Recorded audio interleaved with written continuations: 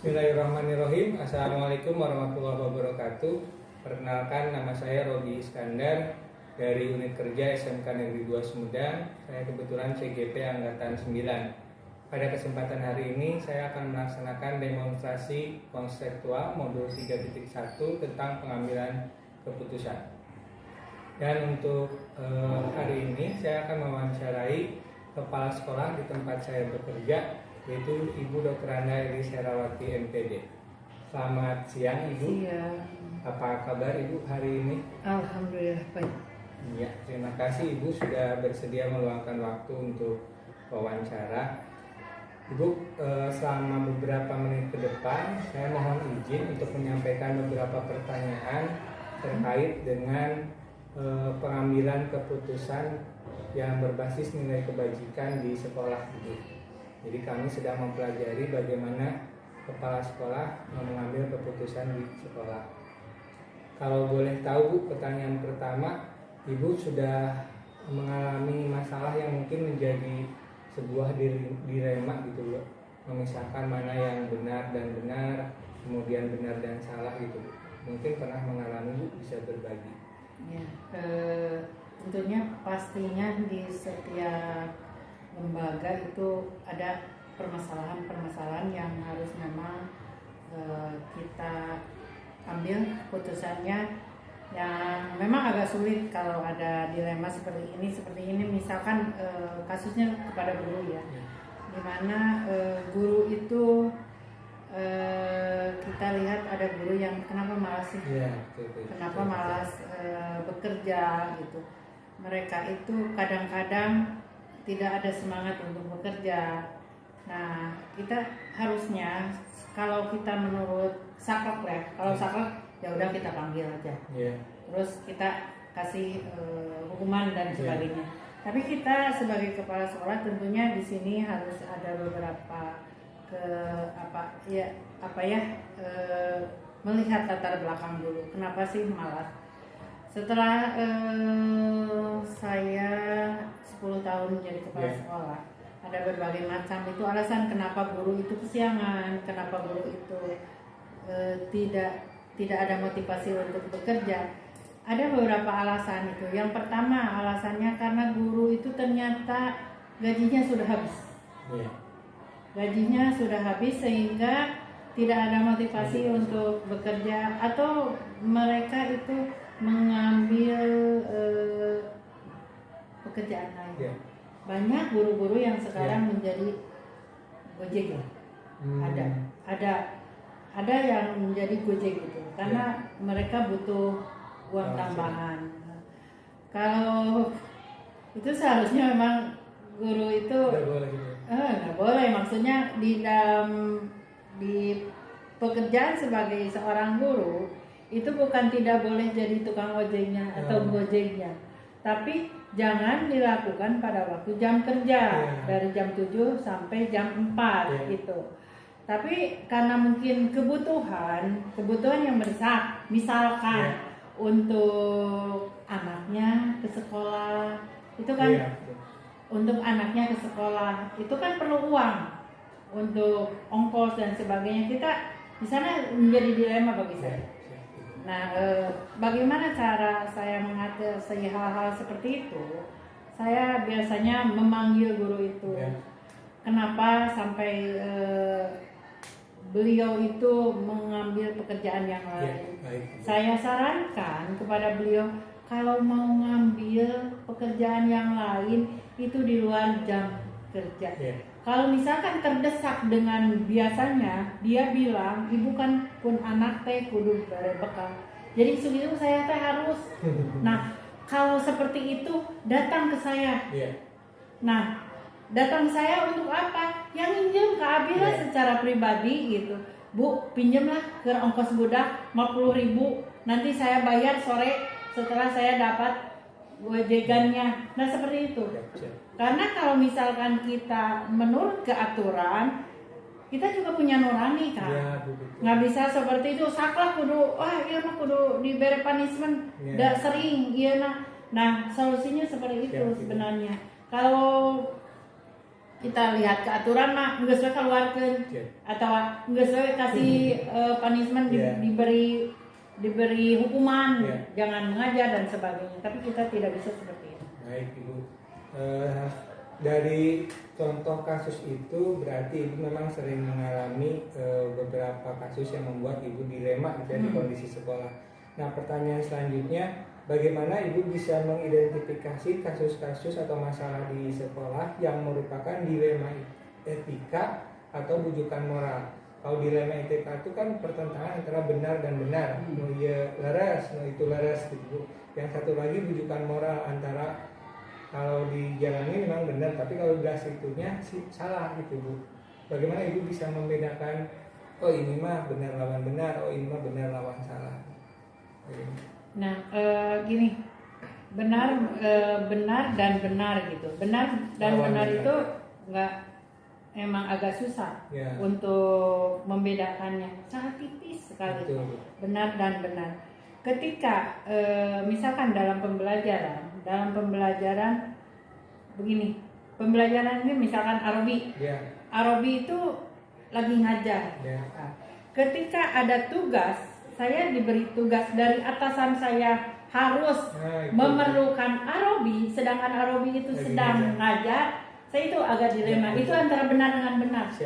Itu kan saya dari atasan diharuskan untuk mengerjakan ini dengan bantuan Arabi, dan ketika itu Arabi sedang mengajar, saya harus bagaimana seperti itu. Nah, saya biasanya kalau terjadi seperti itu, biasanya gini, saya panggil dulu, misalkan Pak Robi lagi ngajar, Pak Robi kesini dulu, ini ada tugas saya yang harus memerlukan Kang Robi, ini gimana? Ini kalau saya seperti ini nggak bisa mengerjakan, siapa sih yang bisa mengerjakan hari ini?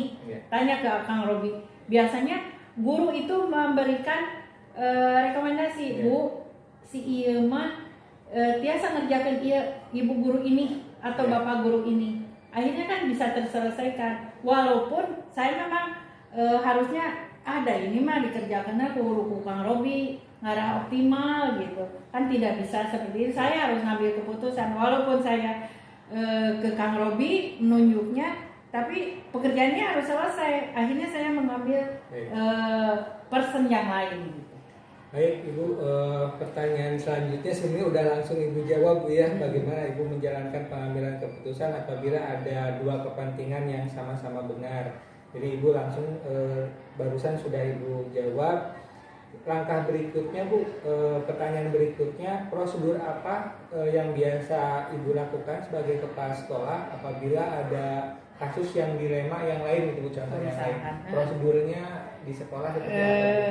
Kalau saya itu tidak mengambil keputusan sendiri sebagai kepala sekolah, itu tidak mungkin saya mengambil keputusan sendiri.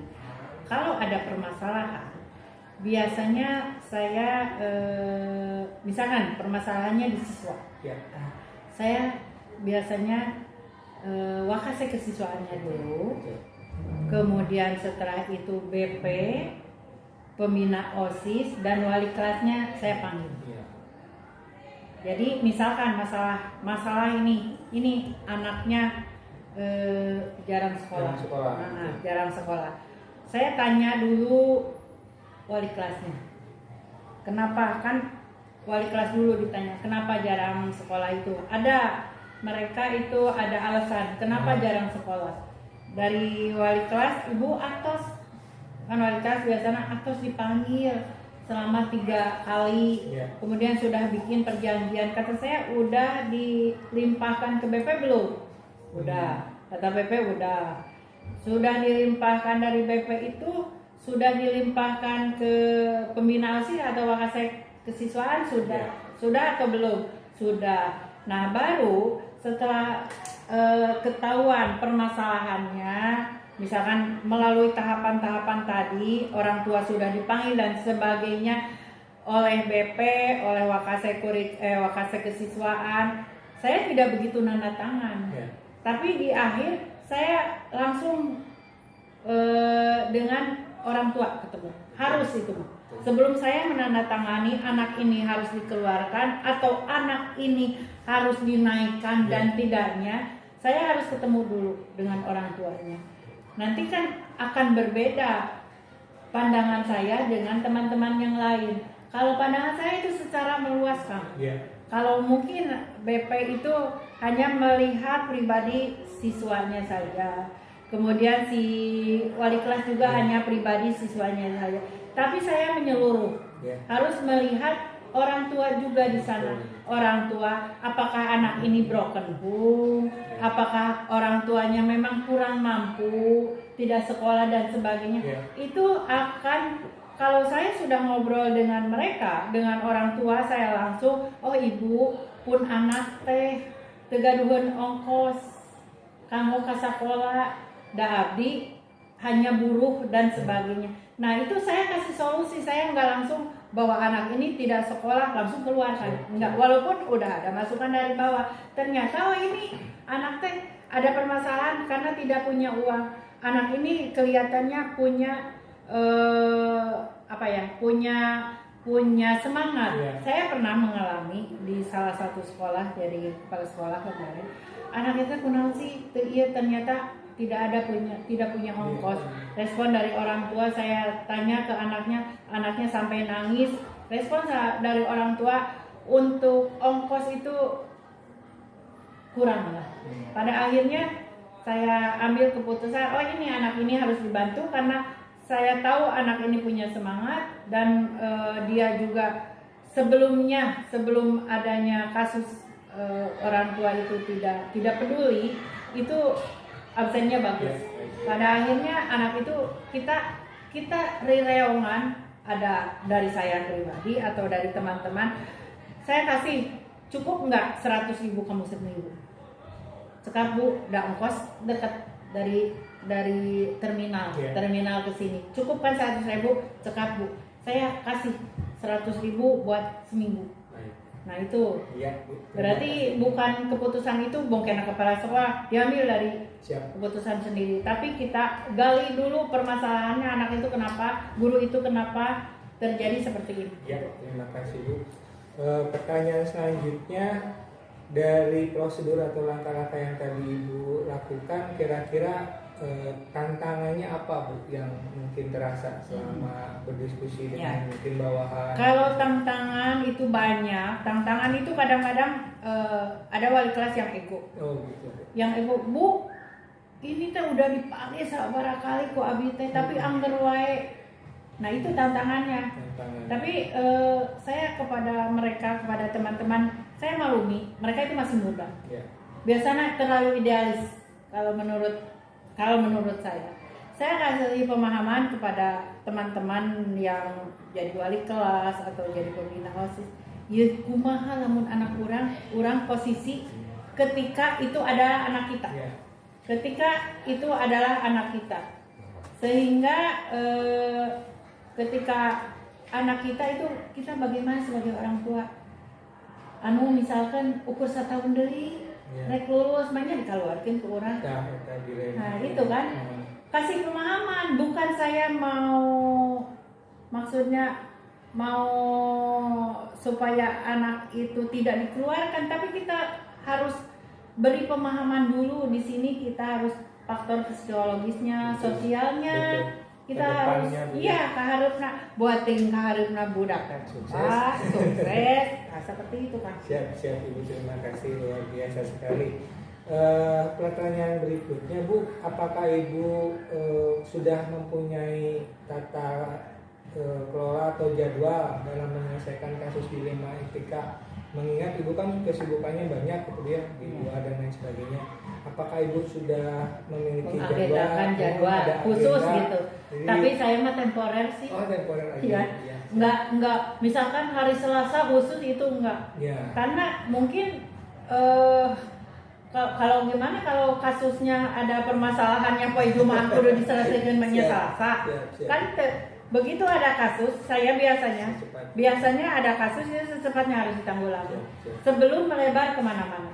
Kita ada kasus itu, saya berusaha untuk meng-cut di lingkungan ini dulu. Siap. Jangan sampai menyebar ke sana, karena kalau sudah menyebar itu agak susah Kak, untuk di permasalahan ini dicari solusinya.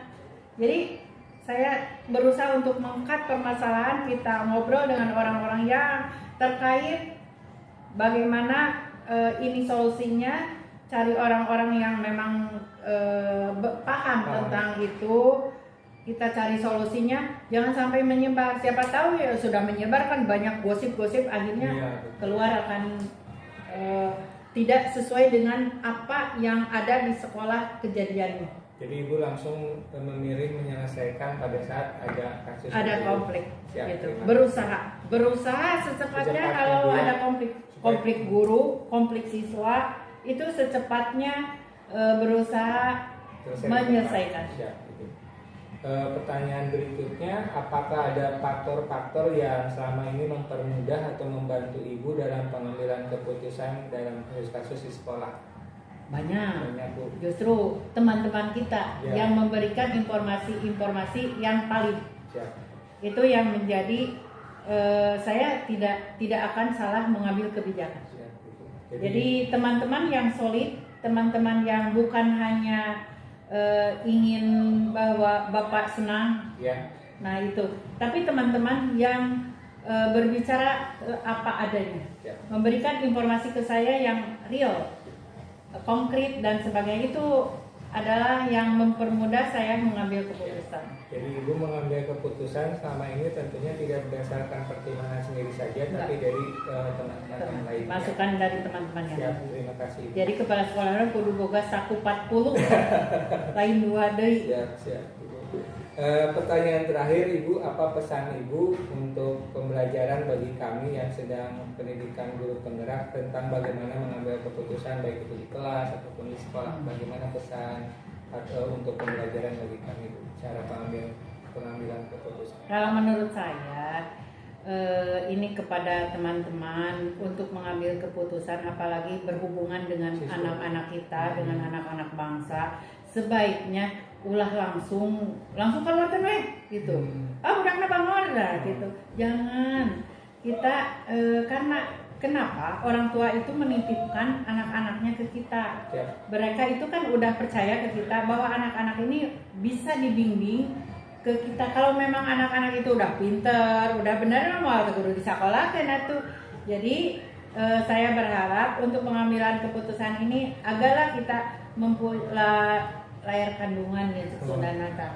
Jadi kebijakan kita untuk pengambilan keputusan ini diambil dari beberapa dari berbagai sisi, berbagai pihak. Kita cari informasi dari berbagai pihak dan berbagai sisi. Bagaimana sebaiknya kita kalau memang anak itu tidak terlalu parah, jangan mengeluarkan anak dari sekolah.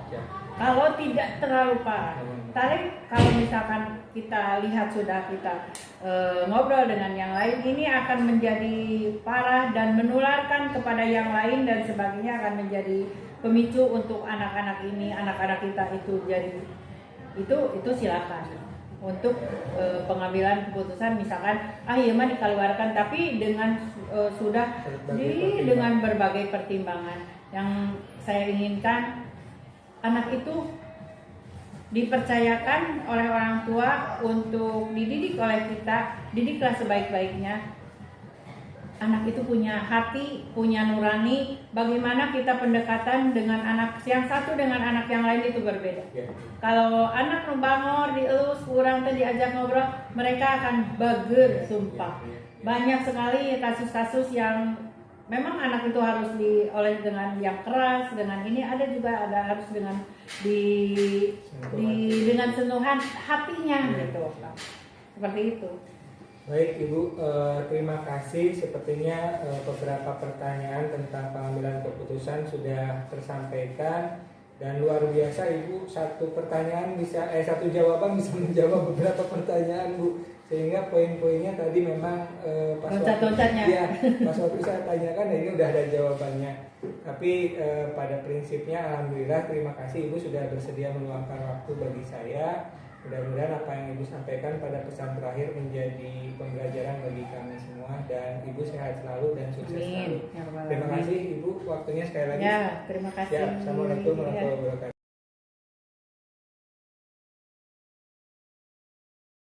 Assalamualaikum warahmatullahi wabarakatuh. Waalaikumsalam warahmatullahi wabarakatuh.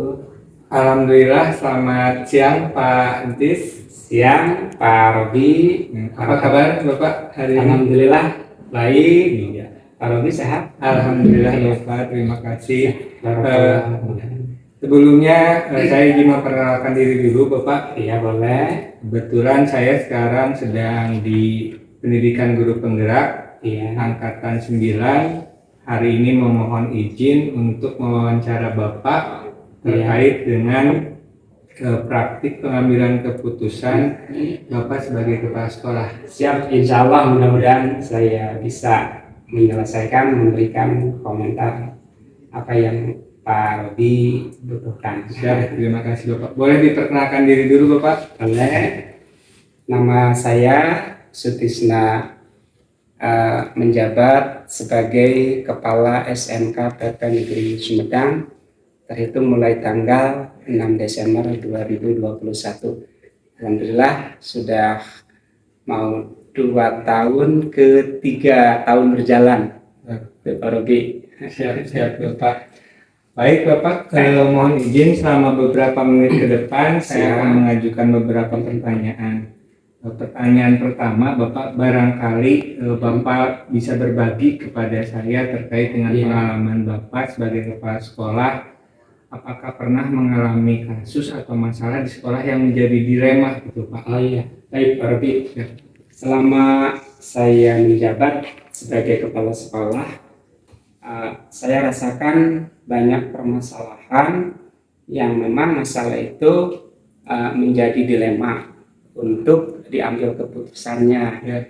Nah, misalkan kasus saya contohkan ya Pak Robi ya. Misalkan ada anak kelas 12 yang tersangkut kasus asusila. Sementara yang bersangkutan itu beberapa hari mau mengikuti ujian nasional. Ya, Pak. Dia sudah terdaftar segala sesuatunya, tinggal beberapa hari ikut ujian nasional, tiba-tiba terjerat kasus asusila. Ya, kalau secara hukum, secara aturan, sebetulnya saya tidak harus pikir panjang. Udah aja anak itu ditindak, dieksekusi untuk dikembalikan ke orang tua.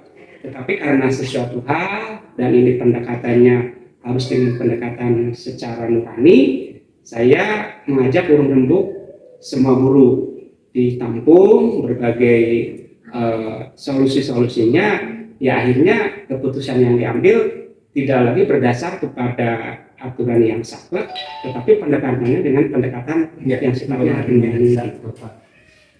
Baik Bapak, dari jawaban Bapak yang pertama barangkali memang mungkin ada kasus di siswa, tapi tentunya juga ada kasus guru ataupun masalah beda ya Pak ya. Iya. Pertanyaan saya berikutnya, bagaimana Bapak sebagai kepala sekolah bisa mengidentifikasi atau membedakan mana yang termasuk dilema etika yang kebenaran lawan kebenaran sama bujukan moral Pak yang tadi benar lawan salah gitu Pak ya. Bagaimana Bapak bisa membedakannya itu Pak? Caranya? Kalau kita mengidentifikasi kasus apakah itu dilema etika atau bujukan moral, saya tetap berpedoman kepada aturan yang berlaku di sini, aturan. Jadi kalau memang itu kasusnya memang itu perlu ditolong atau misalkan kasus itu tidak usah ditolong, itu tinggal memilih. Kalau bujukan moral mah udah aja berarti yang bersangkutan dinyatakan bersalah. Tapi kalau kasusnya semacam kasus yang harus dengan pendekatan hati nurani, ya itu harus ada pertimbangan lain. Baik. Jadi kalau misalnya boleh saya tekankan lagi, apabila ada kasus di mana ada dua kepentingan yang sama-sama benar Pak, yang ini benar, yang ini benar, bagaimana Bapak menjalankan keputusan yang ini saya gitu Pak, yang ini Kalau saya memilihnya dalam tingkat urgensi, Ya, tingkat urgensinya itu seperti apa? Kalau misalkan yang satu benar, yang dua juga benar, tetapi tingkat urgensinya bisa mengalahkan yang kedua, saya pilih yang pertama. Gitu, tingkat urgensinya, keterdesakannya seperti apa? Nah, Bapak, untuk memilih barusan tingkat urgensi mana yang lebih penting, kira-kira langkah-langkah atau prosedur seperti apa, Pak, yang biasanya Bapak lakukan? Ketika itu dinyatakan urgensi, Ya. Saya kembali lagi kepada tujuan sekolah. Ya. Tujuan sekolah itu seperti apa? Terus kita sinkronkan dengan kepentingan tadi. Kalau misalkan tujuan sekolahnya A, kepentingan satu mendekati apa yang dijadikan tujuan untuk mendukung tujuan, maka saya jadikan itu sebagai keputusan dipilih. Tetapi kalau misalkan yang satu lagi sangat jauh untuk mendukung ketercapaian tujuan sekolah, ya saya disimpan gitu. Ya. Jadi melihat dasarnya tujuan sekolah, gitu, tujuan pengelolaan pendidikan. Kalau terkait dengan contoh kasus yang pertama, Pak, ya siswa yang tadi prosedurnya berarti Bapak mengumpulkan dulu gitu ya, Pak? Mengumpulkan rekan-rekan, kemudian dipinta pendapatnya. Terus kalau misalkan masih ada yang pro kontra sangat alot, ya akhirnya saya ambil kebijakan secara pribadi, secara hak prerogatif sebagai kepala sekolah. Baik. Pertanyaan berikutnya, Pak, dari yang selama ini Bapak lakukan, kira-kira yang sudah efektif dari penanganan kasus itu apa, Pak? Hal-hal yang sudah baik, yang efektif itu yang sudah Bapak lakukan? Sebetulnya untuk penanganan yang paling efektif terkait dengan kasus yang dilema etika, untuk dilema etika, ya terkadang saya memanggil wakil kepala sekolah untuk dijadikan teman, itu lebih efektif. Lebih efektif. Jadikan sebagai pembantu saya. Kalau tantangannya, Pak, dalam pengambilan keputusan dilema etika, tantangan yang dihadapi barangkali apa, Pak? Sebetulnya sangat simpel untuk menghadapi tantangan itu. Ya, kita kembali lagi kepada saya sebagai pimpinan. Itu yang namanya pimpinan nunamina harus oke diomongkan keren gitu. Jadi di sini kesana aja saya. Karena yang namanya pimpinan itu malu panggung. Tadi dia bagus diomongkan, kamu keren gitu. Jadi akhirnya saya lebih memakai perasaan saya. Dari pertanyaan berikutnya, apakah Bapak sudah mempunyai jadwal, Pak, dalam penyelesaian kasus dilema etika di sekolah? Mengingatkan kepala sekolah kesibukannya juga banyak, Pak, kadang di luar dan lain sebagainya. Apakah Bapak memilih punya jadwal atau memilih menyelesaikan per kasus langsung gitu, Pak? Kalau saya ketika ditanya masalah rencana secara berkala, itu biasanya untuk rapat wali kelas itu kan muaranya dari sana, kasus-kasus yang terjadi tentang dilema etika. Jadi ada rapat wali kelas tiap bulan, seperti itu. Jadi evaluasi, Pak, evaluasi dari wali kelas. Siap, Pak. Pertanyaan berikutnya, Pak, apakah ada orang tertentu atau faktor-faktor tertentu yang selama ini mempermudah atau membantu Bapak sebagai kepala sekolah dalam pengambilan keputusan dilema etika? Untuk di ranah etika itu tidak ada yang bisa mengintervensi saya. Saya secara pribadi ya dengan bantuan tadi Wakasek itu mengambil sebuah keputusan untuk mengeluarkan sebuah kebijakan. Siap, Pak. Tidak ada siapa-siapa. Ya, Pak. Baik, Bapak. Alhamdulillah jawaban-jawaban Bapak sangat jelas dan sangat lengkap sekali, Bapak. Terakhir, kalau boleh Bapak berkenan memberikan pesan untuk pembelajaran bagi kami sebagai calon guru penggerak, bagaimana pengalaman Bapak bisa ditularkan kepada kami dalam mengambil keputusan dilema etika, mengingatkan mungkin di kelas juga sering gitu, Pak, ya, di sekolah. Pesan saya khusus untuk Pak Robi dalam rangka sedang merintis jalan menuju predikat sebagai guru penggerak, ya intinya kita sebagai guru itu harus bisa melayani, harus melayani secara prima. Karena paling utama guru itu adalah sebagai pelayan peserta didik. Dan kita tahu bahwa kualitas sekolah itu diukur dari kualitas pembelajaran. Sementara kualitas pembelajaran diukur dari kualitas guru. Maka gurunya harus berkualitas, respect terhadap segala perubahan, dan tidak kaku dengan hal-hal perubahan. Jangan sampai perubahan itu impossible, diasumsikan perubahan itu impossible, tapi perubahan itu harus bisa dijadikan impossible. Oh, luar biasa Pak Nanti. Terima kasih Pak Sutisna. Alhamdulillah wawancaranya beberapa pertanyaan sudah selesai dan luar biasa sekali Pak. Terima kasih. Mudah-mudahan sukses terus. Terima kasih atas waktunya. Saya akhiri wawancara ini. Assalamualaikum warahmatullahi wabarakatuh. Waalaikumsalam warahmatullahi wabarakatuh. Ya, luar biasa.